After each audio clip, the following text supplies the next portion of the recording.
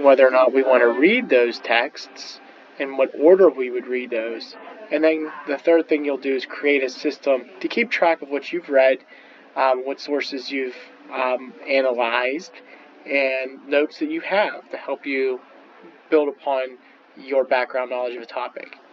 So some of the articles you're going to find today are digital, like this one right here. It's a History Channel article on the Civil Rights Movement.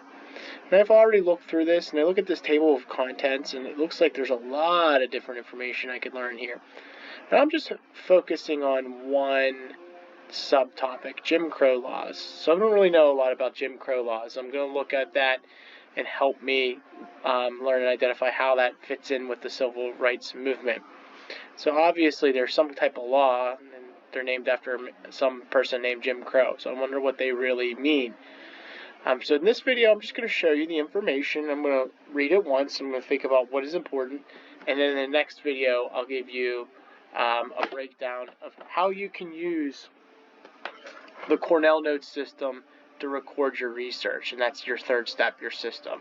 So I'm prioritizing Jim Crow laws in my research. So during Reconstruction, Black people took on leadership roles like never before. They held public office and sought legislative changes for equality and the rights to vote. I'm going to zoom in a little bit so you can see. In 1868, the 14th Amendment to the Constitution gave Black people equal protection under the law. In 1970, the 15th Amendment granted Black men the right to vote. Still, many white Americans, especially those in the South, were unhappy that people they'd once enslaved were now or more or less on an equal playing field. So I'm going to stop there as my chunk, and I'm going to think of a couple things here. One, I have a question that immediately comes to my mind. What was Reconstruction? So I want you to think of that question. Just hold that question in the back of your mind. I think we need to record that, because I think we need to understand a little bit more of what Reconstruction is to get this. And there is a link to talk about that, but I think that's a question I'm going to put into my Cornell Notes. The other two big things I read here were the 14th and 15th Amendment. I know that because they're bolded. The 14th Amendment gave everyone equal protection under law. The 15th Amendment said it gave Black men, not Black men and women, the right to vote.